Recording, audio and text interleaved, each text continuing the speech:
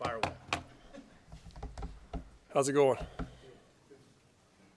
the other day said he thought Hinrich had a good bye week too. What have you seen out of him even since that Illinois game?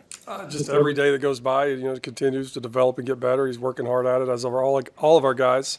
I think he's got a plan now each week, each day when he comes out to attack, and he accomplishes those goals, and through that he keeps developing into good players, or into a good player.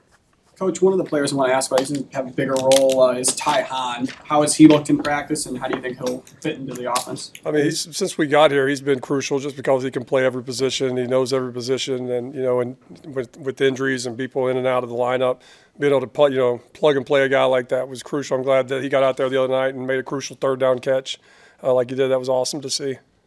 How valuable was the bye week just for sort of big picture reassessing of what the offense has been and what it can be? That was awesome. I mean, I think we handle bye weeks way different than anywhere I've ever been when I'm away from Coach Rule. We compete in everything that we talk about, just iron sharpening iron. Our guys went out every single day that we practiced, and sometimes they can be a lull in the off week, but this is one of the best off weeks I've ever been a part of as far as the detail, the practice, the competition, guys being locked into it. It was really neat. It was a good week. Coach Rule talked last week pretty bluntly about Anthony and the need for him to improve his ball security, as he has mentioned several times this year, as Coach has. So what did you see through the bye week, and what are you expecting as you get closer to Saturday?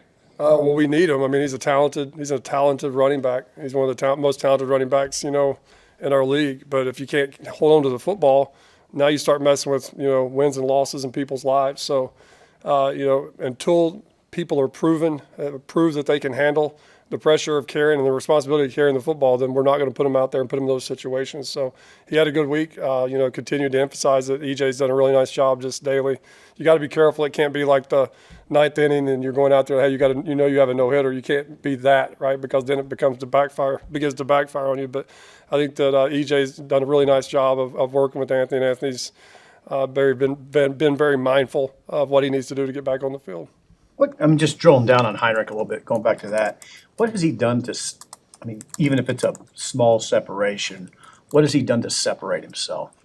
I think he's just the way that we play football right now. I mean, again, we're going to play whatever style of football it takes to win games and whatever players that we have available. So I think the style of football that we're playing now is very, in his wheelhouse, and I think he's doing a really nice job of taking care of the football. And, with a defense like ours, if we just can take care of the football, right, and not beat ourselves, we have a chance to have success.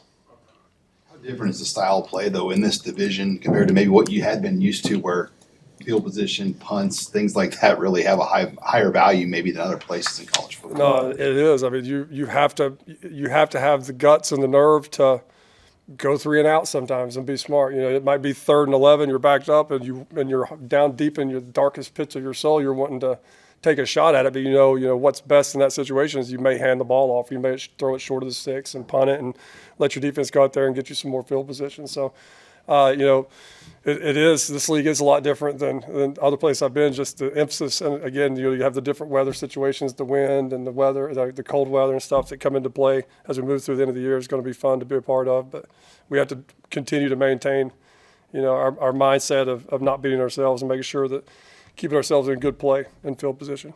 Marcus, do you feel like these younger receivers are ready to step up into this more prominent role now for the offense? They have to. Now it's like, 3 weeks ago, y'all were asking that, and it was like, well, if he has a good week of practice, we'll get him out there, get some reps. Now it's, hey, you, and they look back, and there's nobody behind them, and they have to, I think it's really hit them that, it's our time to go, and I think, we'll look back on this in a couple of weeks, couple of months, couple of years, and kind of see where this is a turning point for those guys.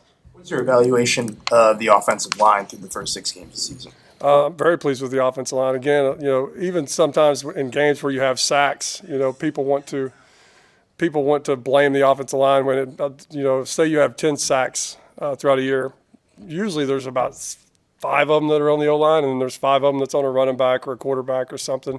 All the sacks that happen sometimes in today's world of RPOs, it's actually a run play. The quarterback makes the wrong read, and it's a sack. So I'm, not to go down that road, I'm very pleased with them. I love their work ethic. I love their toughness. I love their commitment to our unit, their commitment to our team, and just how they go about their daily process. I think that, we really rely on them from a leadership standpoint throughout the game. When things start to go bad, we rely on those guys to dig us out of holes, and they've done a really nice job of that. As Coach Rule yesterday talked about adapting his own coaching style, like during the week, to kind of meet the needs of the players to help motivate them. Have you yourself seen an adaptation to your coaching style? To my coaching style? Yeah.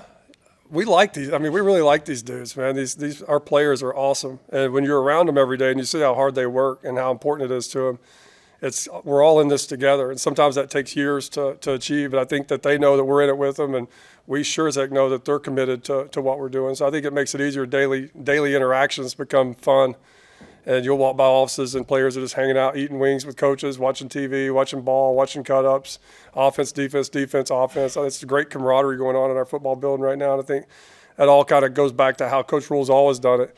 He's always been a player's coach and always had those relationships, and I think that our staff's done a really nice job adapting that mindset as well. Appreciate what appears to be Jeff Sims' really good attitude about what's going on. Like, he doesn't necessarily have to have that. I'm sure the season hasn't gone how he'd hoped, but it seems like he's really supportive. Well, he's one of the main leaders. He's one of the main leaders on our football team. He's a single digit, and it's not going exactly to plan. We both understand that, but he does not flinch. He's a tough kid. He's a great teammate. He coaches all the other quarterbacks, during practice when it's his turn to go get reps. He does it at a high level. Had a really good day today throwing the football. There's going to come a time when we're going to need all three of those guys to win games, towards the end of the season. So I think they're all locked in. They're all trying to get better. They're all ready for when it's their turn, and then when they're called upon, they're going to be ready to roll. You've been with Rule long enough to see kind of how this single-digit jersey works. Is this an example of where, because he has that jersey, it's an extra, this is what's expected of you, and it almost gives you a certain responsibility because you have that single digit? Yeah, I don't know if it's ever happened like this before, but I do see that. I think that once you put that single digit on, I mean, that's your teammates thought enough for you to, at the time when they voted, that you were going to be a leader of the football team. So I do think that it adds a layer of responsibility to those guys to know that even if things aren't going your way, it's about the team, not me. To plan, when you think about what your vision was for the offense before the season to where it is at the midpoint, how different has that been, and maybe how proud are you about the adjustment? I'll be honest with you, it's painful at times to watch. I get it. Like, it's painful for coaches to watch because we put a lot of time into this, and we have a picture of how we want it to look, and it doesn't always look that way. But we're having so much fun. Like, there's ups, there's downs, but it's fun to come in each week and kind of figure out how we're going to utilize what we have and attack whoever we're playing, and see the guys kind of adapt their roles and put their blueprint on the plan. So it may not be high flying and scoring 80 points right now, but it's a heck of a time, and it's a lot of fun because it's a group of dudes doing it together that are on the same page. They're just willing to do whatever is needed to win. Like, Billy Kemp wants to catch 12 balls a game. He comes up to us before the game and he's like, I don't care if I catch a effing ball all night. He goes, I'm gonna block my butt off, and whatever we have to do to win, coach. It's just little things like that. It's fun to be around these guys. It probably goes without saying, but you've been coaching a while. You have years that aren't like that? Yeah, there's years where it's hard, and you got a lot of individuals, and you got a lot of situations of people, just playing time and roles and stuff, and it just kind of fights off each other, and it's not always fun. This is a group that, these kids just want to win. And literally, they don't care. Like, Hinrich doesn't care if he throws a ball, right? As long as we have more points than the other team, and it puts W on the left side of the column instead of L. That's all we care about. And when you have a group of coaches and a group of players like that, it's really cool to be a part of, and it's fun to come to work. Marcus, with that in mind about how your offense obviously doesn't look exactly like you thought it would in the offseason, you're getting into an important time of year for recruiting. And, I know some of the coaches were on the road last week and watching players. So how have you found that your conversations have gone with kids who want to be a part of this program or are thinking about being a part of this program in the future, and they see an offense right now that isn't maybe featuring the skill players in the same way that you talked to them about how it would when you recruited them? Luckily, like you were saying, I've coached a long time, so I think you can look at a majority of my career.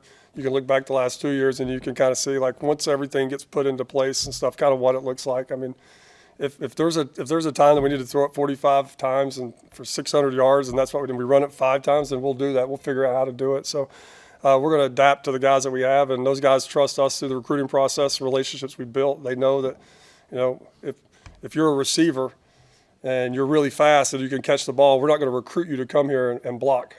like you're going to have to block, but we're bringing you here to throw you the ball and be a game changer and help us win games. So I think that they trust us, trust the vision, trust what we're doing here, and know that when it's all said and done, that every position, every skill set is going to be rewarded in this offense. I don't want to assume anything, but it would seem like a year like this would help your growth as a coach. Just the challenges now that are in front of you. Is that? I don't know. More gray hairs, maybe less sleep, but it's not always pretty, not always easy. But again, when you're in it with a bunch of dudes, man, it's fun to do it. I know I've said that a bunch of times, but it is really cool to experience it with these guys. Thanks guys.